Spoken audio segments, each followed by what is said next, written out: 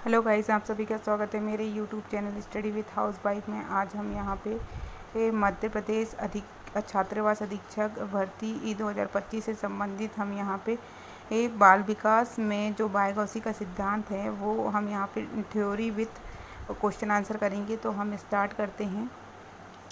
इनका पूरा नाम लिव सिवनोविच बायगॉस्की है। यह रूस के निवासी थे और इनकी पहचान एक प्रसिद्ध मनोवैज्ञानिक के रूप में हुई थी।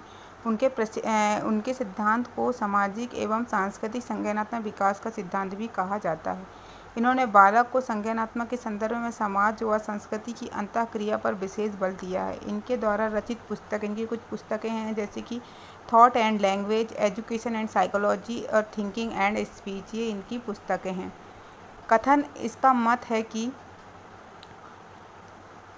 बालक स्वयं की बजाय अन्य लोगों की सहायता से सीखता है। मतलब वो एम के ओ की सहायता सीखता है। किसकी सहायता सीखता है? एम के ओ। मोर नॉलेज अदर, मतलब अदर लोगों, जो जैसे दादा हुआ, दादी हुआ, पापा मम्मी बहन भाई से सीखता है। हमसे बड़े जो बुद्धिमान और जो इंटेलिजेंट हैं उनसे सीखता है।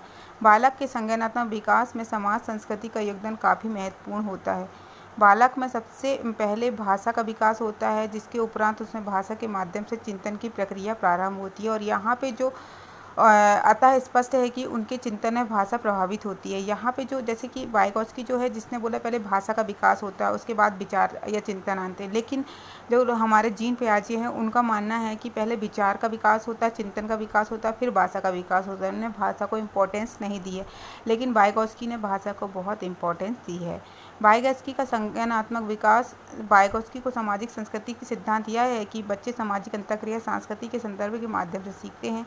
यह सिद्धांत सांस्कृतिक संज्ञानात्मक विकास की एक सामाजिक प्रक्रिया के रूप में देखता है, जहां बच्चे अधिक कुशल साथियों या वयस्कों की मदद से सीखते हैं। यह सिद्धांत सांस्कृतिक उपकरणों, मचान, समीपक विकास के सिद्धांत और सामाजिक भाषण, मतलब सामाजिक भाषा और महत्वपूर्ण उपकरणों पर जोर देता है। मुख्य बातें जो मतलब इन्होंने किस किस बारे में ज़्यादा फोकस किया है, अब वो हम पढ़ते। जैसे कि इन्होंने सामाजिक अंतःक्रिया, इनका कहना है कि इनके अनुसार ये है कि बच्चे का ज्ञान का निर्माण सामाजिक अंतःक्रिया के माध्यम से करते हैं, जहाँ वे अधिक जानकार लोगों से सीखते हैं।